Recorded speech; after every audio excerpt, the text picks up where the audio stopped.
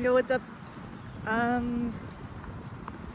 What I've decided, I'm like, just because I'm in between like editing software right now and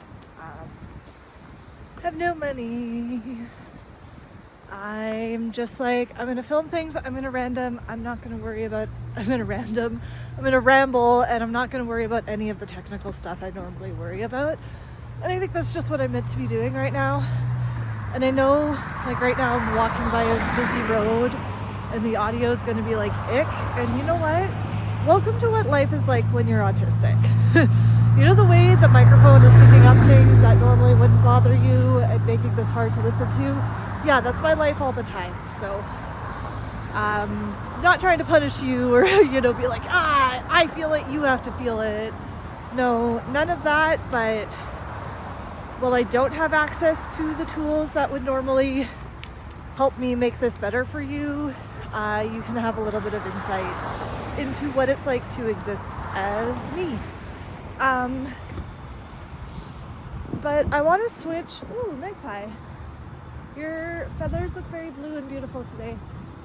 I always do that with magpies. And I mean it, because it wouldn't work if I didn't mean it. But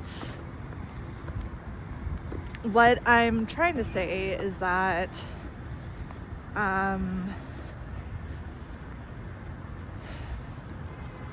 just remembering that I bought running stuff and I was maybe going to go for a run, but I twisted my ankle last week and it's almost better, so a little bit more time. Not doing that is probably best. Yeah, so there's a big nest on that branch. Welcome to the ADHD of it all. You get both the autism, hyperfixation, hyperfocus, and the ADHD. Ooh, look at that interesting thing around me. Yeah, off to a good start. Has anyone stuck around so far? People don't watch my longer ones yet, but I think it'll pick up at some point if I just keep doing them. Consistency is key. But what I'm really trying to get at is, I want to talk about psi phenomenon today. I want to get real weird with you all and talk about what it's like to be a super psychic. Because I am, and I actually earnestly believe that. And yeah, if you're curious, stick around. If you're like, yeah, this is my shit, stick around. If you're like, nah, brah, you lost me, pop off. This is your time. Or do whatever you want to do. So why do I think I am psychic, and what does that mean to me? So I would put that in the realm of extrasensory perception. I would say that sometimes I pick up other people's thoughts. I have had experience with mediumship. I think if someone's like, hey, this person died and I want to talk to them, I'd be like, all right, let's sit down, let's see if they come through. And it comes through pretty quickly.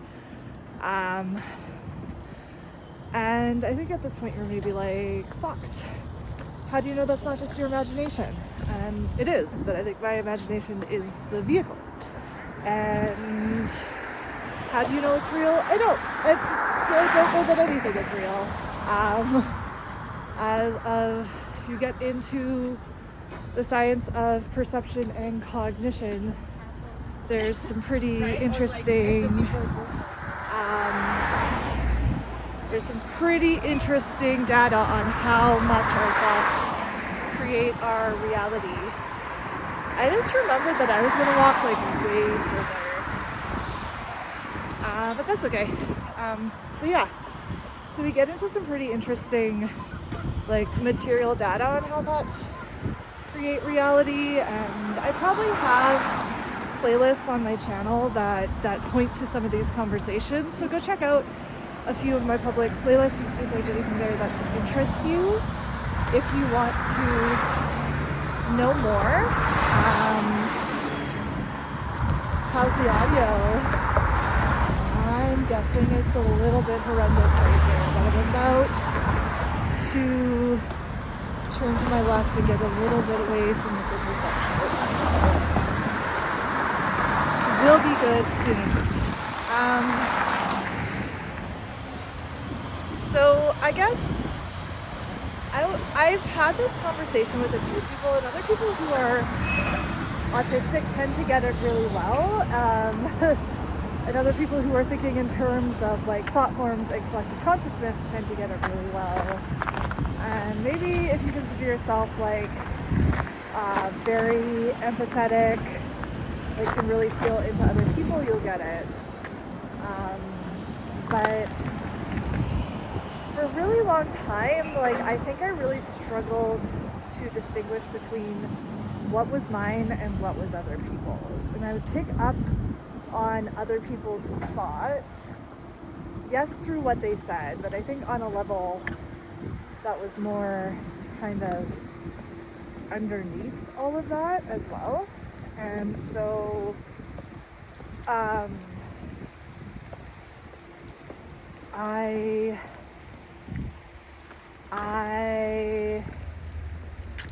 it took me a long time to be like, whoa, where do I begin and elsewhere end, like within this physical body? And I guess, you know, I believe that like really elementally we are all different expressions of the same thing.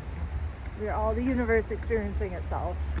I believe that separation is a fallacy and that it also very much exists. And it's like the joy, the game, the gift of this life is figuring out how we exist separately but the same. And oh my gosh, I had no plans to go here in this video at all, but I want to talk to like this idea of twin flames for a minute, because it's a rhetoric that's out there. There is a whole like docu-series about this twin flame cult, which is wild. Very bad abuse is happening there.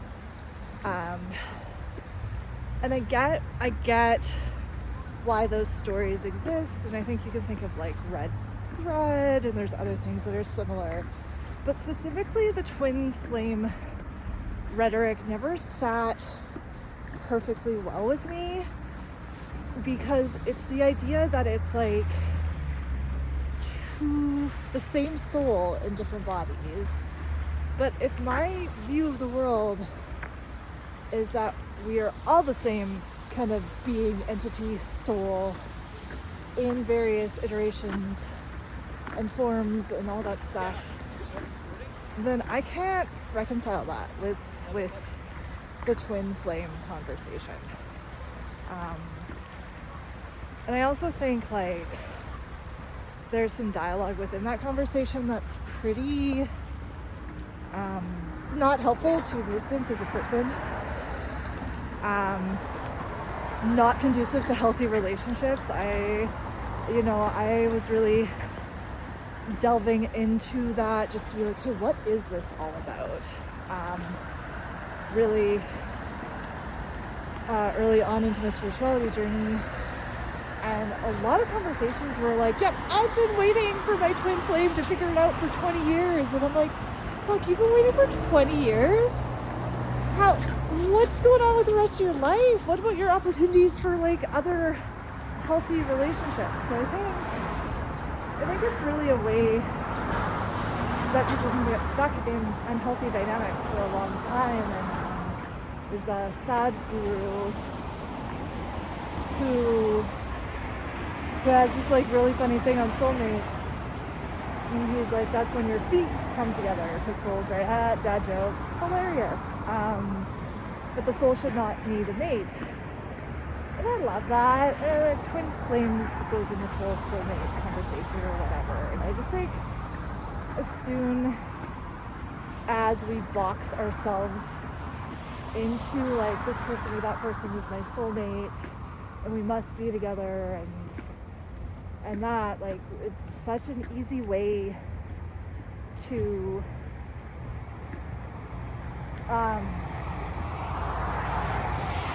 like get away from life, you know? To deny the other experiences that are coming in. And I'm not going to deny that sometimes there are connections that are unexplainable. You just feel like you know someone really quickly. You just feel safe with someone really quickly. You just are all of a sudden speaking to someone and they speak your language and you haven't really experienced that before. And I think like that is real, and it could have to do with past lives. It could have to do with just having familiar life experiences or nervous systems or trauma bonding. I think trauma bonding brings that feeling. There's two people that you're just all of a sudden talking about the traumas you've been through, and you both feel safe because you both recognize each other, and then boom, the person feels like this big thing in your life. But what that misses, and we come to this through tarot, I come to this through the Lover's card in tarot, that misses the part where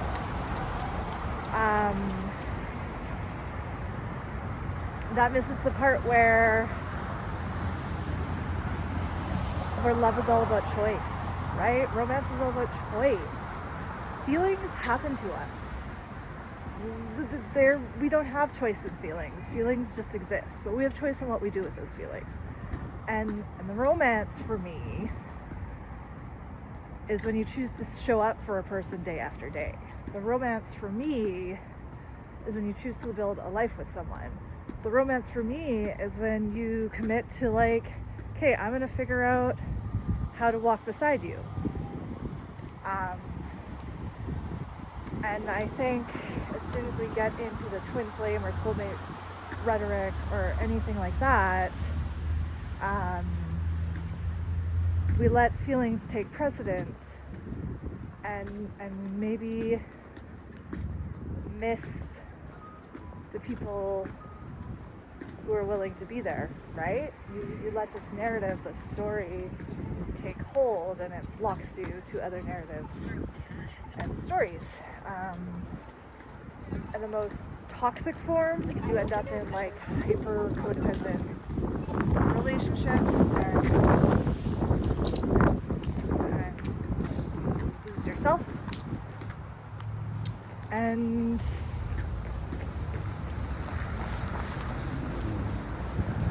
only you can know that, right? Like that's something only you can really feel from the inside. You know, I've looked at situations where all I could see was, at best, like they wouldn't have been able to see the finish line. That's how I roll my ankle so often, but I didn't. I shifted my weight to my other foot, and I'm fine.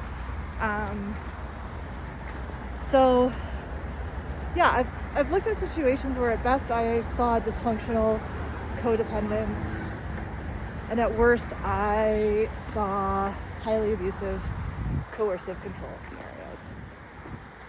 But I'm not the people in those relationships, and I think that viewpoint, I think seeing those things says a lot more about me and my life experience than what those relationships actually are.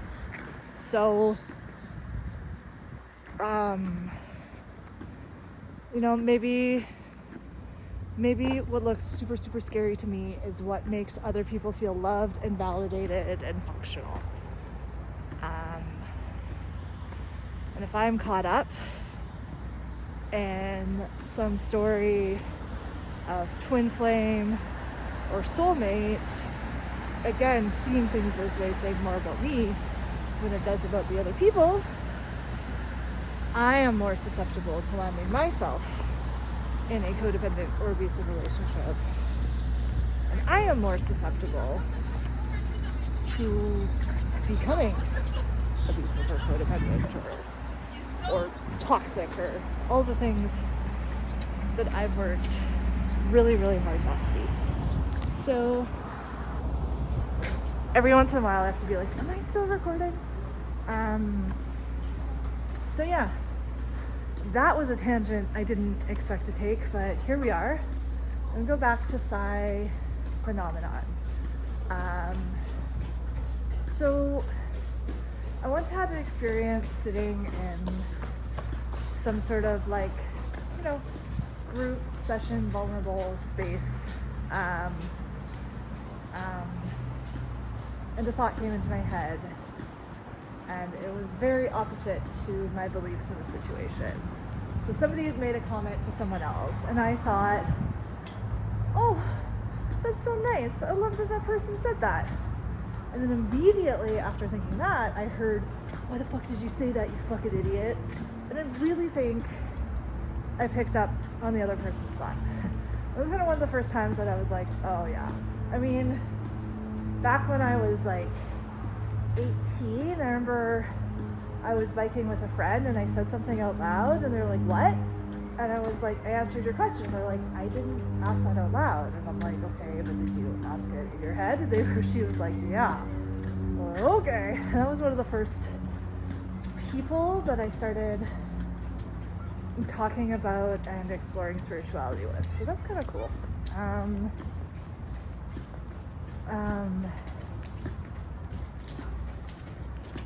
And then, I don't know, sometimes I just know things that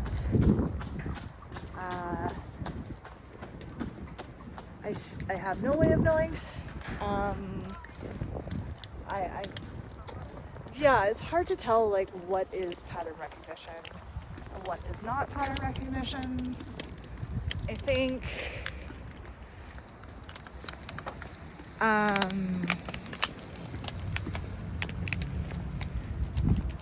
think another big thing that happens to me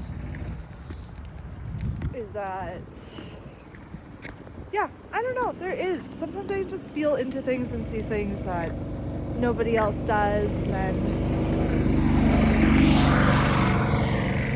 I go and I talk to people, and they're like, how could you know that? Yeah, just popped in. But I have a BFA in like devised theater and performance, and basically I came to figure out like 10 years after I left the program that I basically have a BFA in creativity, and then I was also doing my own research outside of that. Just like learning, just interesting, reading books, devouring information, essentially research, my own learning. Outside of that, research too, because I guess I was delving in my own creative process, and then so a little bit, but not like super scientific. Let's just say hyperfixation on creativity, special interest in creativity. And so I think that the creative realm is an intuitive realm, and I think that sometimes thought forms come up and they want to be shared. And sometimes I'll have an idea, and then a few weeks later I'll see somebody's like made a video about this exact idea with almost the exact same words. And not somebody, but like many people have made this. Yeah, I just like, I'll pick up on a thought, and then without me implementing them or like seeking them out, they'll just pop up in places that I don't expect. And I think that is the realm of the creative.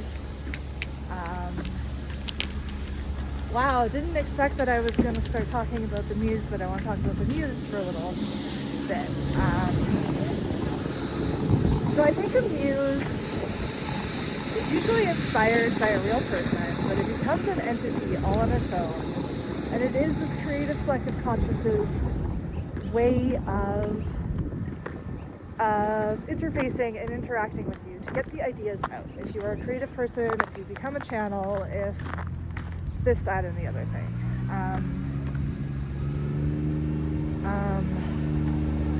So in order for a real person to become a muse, a few things need to happen.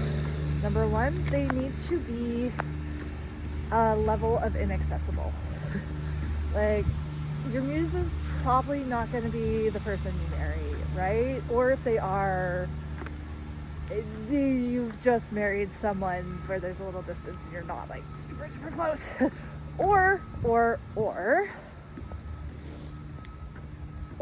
maybe you marry them and they end up not becoming a muse and the muse becomes someone else.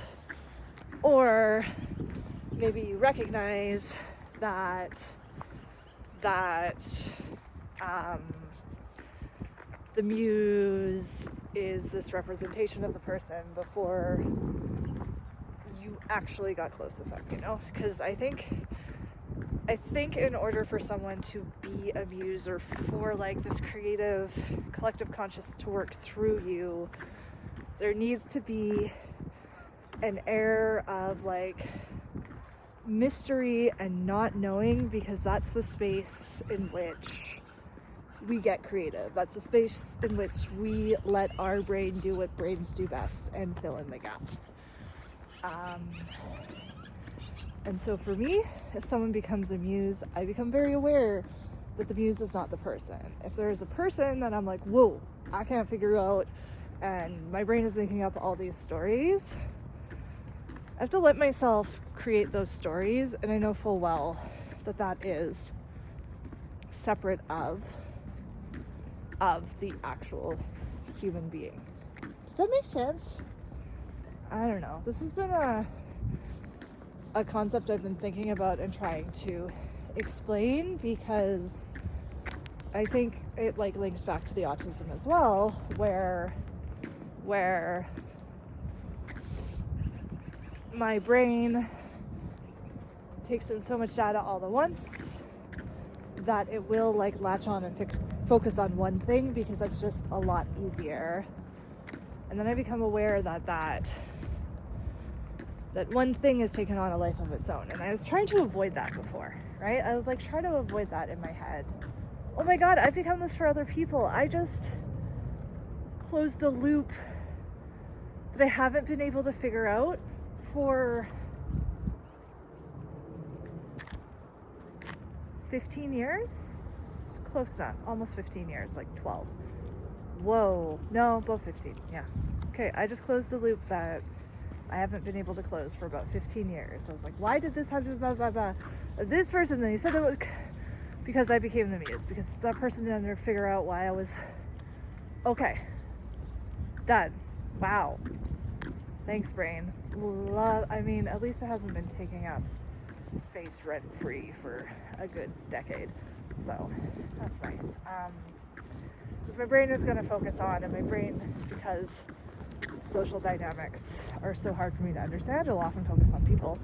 If my brain is going to focus on someone and all these stories come through, I have to get to the point where I'm like, I detach the stories from the people.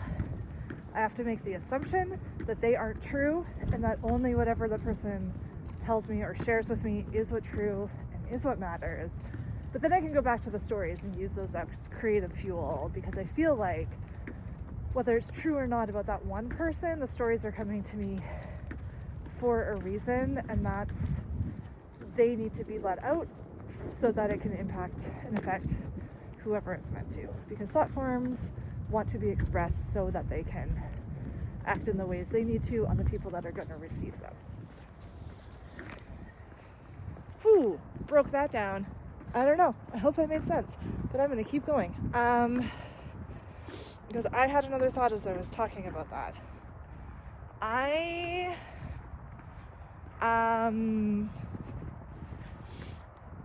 psi phenomenon. Oh yeah, okay. So also, I read tarot. I've put that in some of my videos, but like tarot for me is just a vessel that makes things a little more understandable, a little more easy for other people to receive messages, and it's a way for me to use and practice my intuitive skills where people can come to me.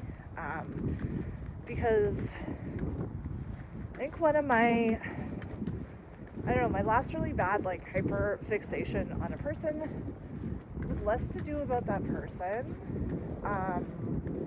and more to do about all this, the psychic phenomenon experience, stuff like that. And I feel weird about it. I feel a lot better knowing like, oh, that's like my autism, and that's what my brain does, and I did the best I could with the information I had at the time, but I hopefully next time can just accept like, oh, this is what my brain does, and like not try to make it other people's problems.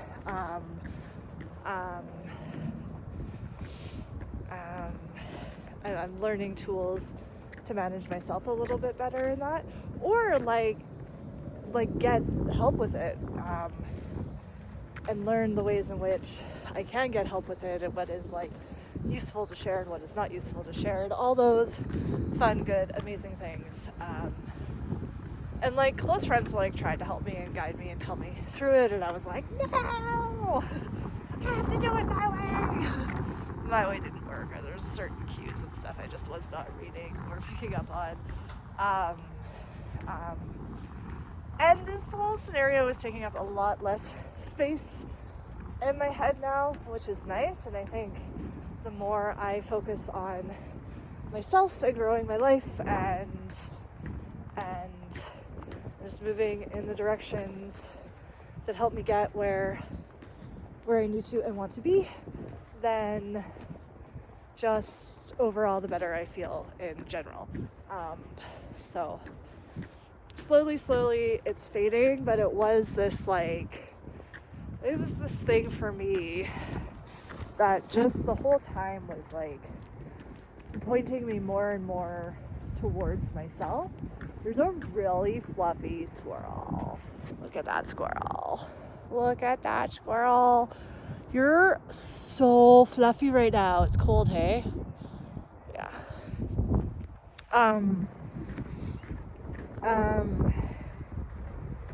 But yeah, I guess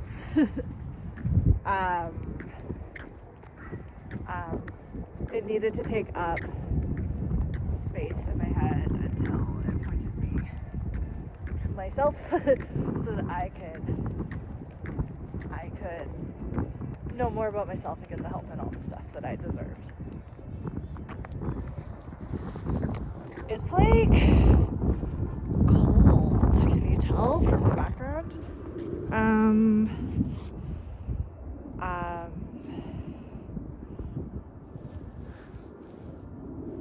I don't know, y'all. Autism is so interesting. It's so fascinating to me.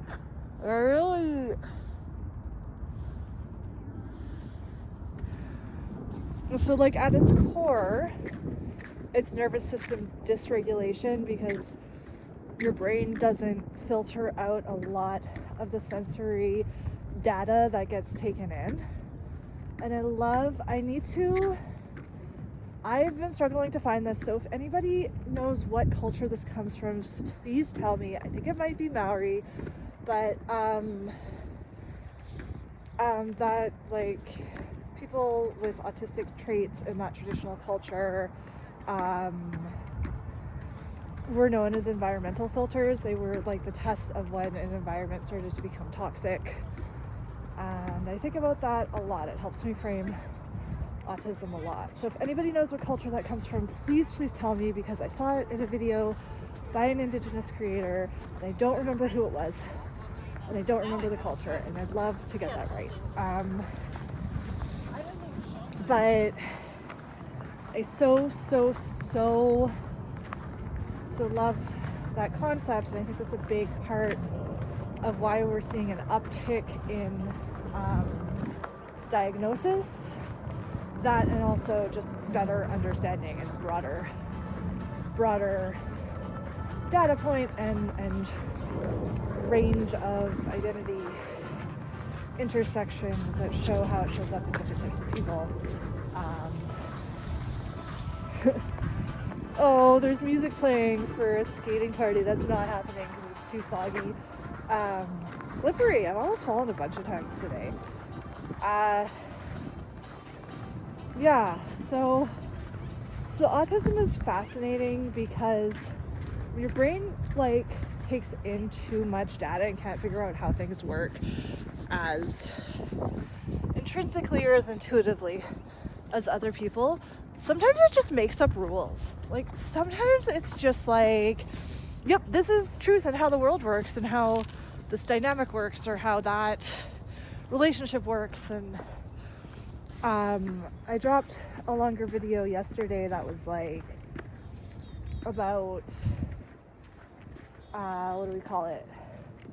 I dropped a longer video yesterday that was about like my inability to read social dynamics, and that sometimes my brain just like pulls from all these different intersections, especially if I'm in like a new environment, a new context, a new scenario, especially if I'm in one that I've like thought about for a long time but haven't actually lived. It'll just pull different points, like different data points, and be like, these are the rules of how these interactions work. And sometimes it gets it so incredibly wrong, it's wild. And that's why I really need people to just like be direct and honest with me, and I need to surround myself with people who are good at boundaries. Ooh, fun. Is it autism? Is it astrology? Both. My Saturn, which is all about rules and boundaries, and my Neptune, which is all about innovation. Where's that? It's all about like dreaming. It's all about dissolving structures, right? They're both in Sagittarius, and the only way I can read that is that I find the boundary by fucking with the boundary. I break the boundary to find the boundary, and I don't like. It's not that I don't mean it. It's not that I'm like trying to fuck with people all the time, although yeah, no, that's not fun actually. But it's through play. It's like I don't read the language of intuitive social interaction. I don't see the signs. And I was saying this yesterday, I've been in so many different scenarios and situations where those things don't add up. Where those things don't add up as I've been told they're supposed to add up. But I don't know. I see signs and I'm like, I don't speak that language, you know? I don't know what that means. So I really need to be in it with people, figuring it out as we go. And sometimes, as you can imagine, that gets really messy. Sometimes we make the very wrong decisions. But the plus side of that is when those things happen, you find out really quickly who those people are and whether or not they align with you. So, silver lining? Is that a silver lining? I don't know.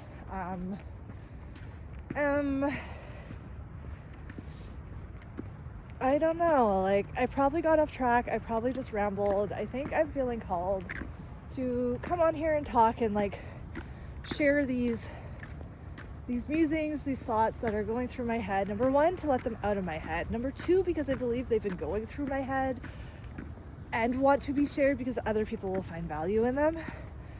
And number three, like I was talking about yesterday with this eclipse shit, this Virgo Pisces axis,